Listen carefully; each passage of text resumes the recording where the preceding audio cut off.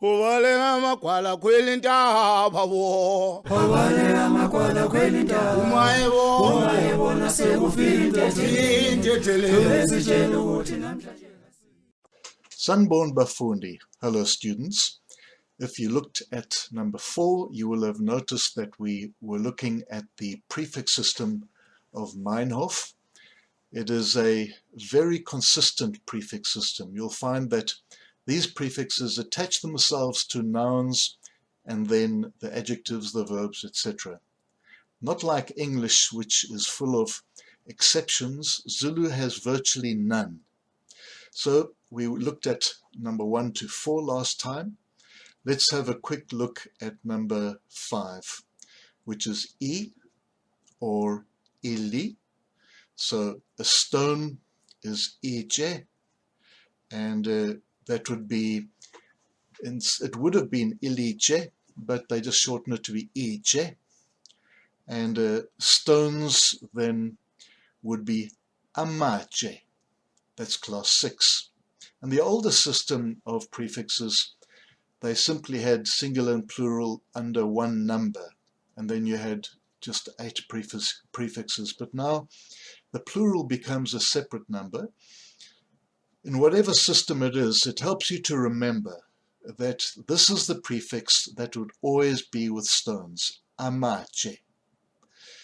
Now the same is true of voices. One voice, izwi, many voices, amazwi. Then the prefix number 7, isi.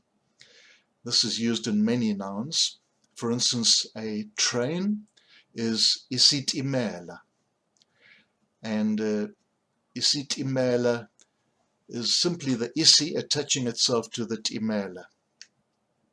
And another one would be dish, which is isecha. Isecha. And that can be used for many types of dishes. Then the plural for both of these, for isitimela and isecha, is izitimela and izecha. So it would be for trains and it would be for dishes. So you will find that this is always the case. Now, of course, there are hundreds and hundreds of words with isi, and you'll find that they are always with the same prefix. Then if we go to class 9, which is in or im, if the root word for a cup, if it is komeshi, then this is inkomeshi. Many animals like imbuzi would be used for this. And so a goat is imbuzi, that's class 9. And later on I'll be teaching you how the prefix will influence the rest of the sentence. Everything is influenced. That's why I say that it is absolutely crucial to learn the prefix system of isiZulu if you want to advance at all and go beyond just fanagalo and plain greetings. And then you get dishes, would be izija. Sorry, that's going back to number 8. Now back in 9, you have a cup is inkomeshi. Remember that when there's an N before the K and there's no H after the K, it is a nk sound, not an k. It's not explosive, but again implosive, inkomeshi. We've looked at goat, and now another example, a cow, inkomo. And of course this is a very important word to the Zulus because cows have been traditionally the wealth of Zulu men, so to say. It's changing now, of course, but cows being very important, as is the effect with goats too, but cows especially. And we'll go look at the plural later on. So inkomeshi, imbuzi, and inkomo. Those are 3 examples. Many, many others. For example, dog would be inja, and it is always the case. It's never isinja or ubunja, except of course that means something else completely. But here it is I. And it's not always with the N, sometimes it's with the M, as with imbuzi. Sometimes it's only the I, but you need to know which prefix it is. In this case, number 9. So briefly then, the plural for inkomishi would be dishes, and inkomishi becomes izinkomishi. Then the plural for imbuzi becomes izimbuzi. Also very important, izimbuzi.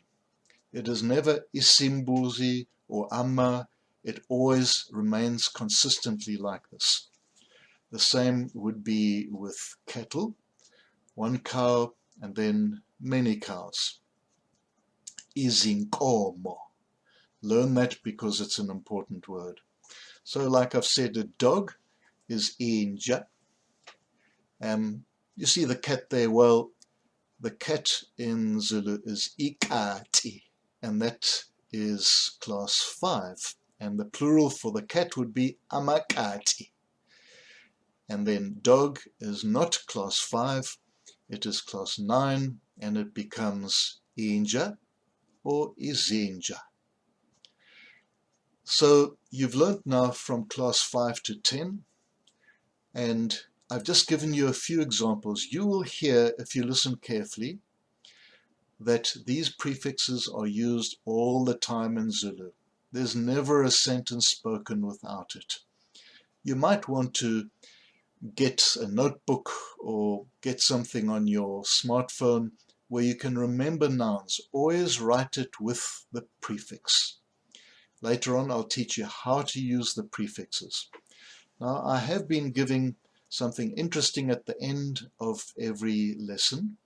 And so for this lesson, I'd like to look at a very interesting isisho, isaga, which is a proverb.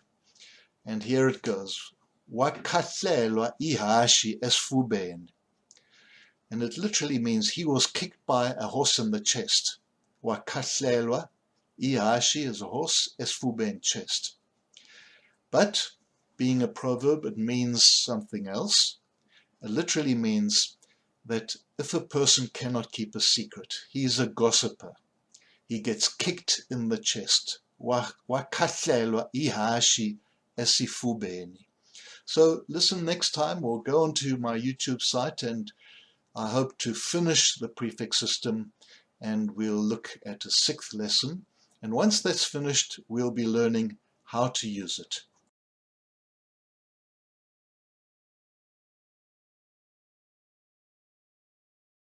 Uvalenga magwala kwelintaba wo. Uvalenga magwala kwelintaba. Umayebona sekufika. Intethele. Sitshela ukuthi namhlanje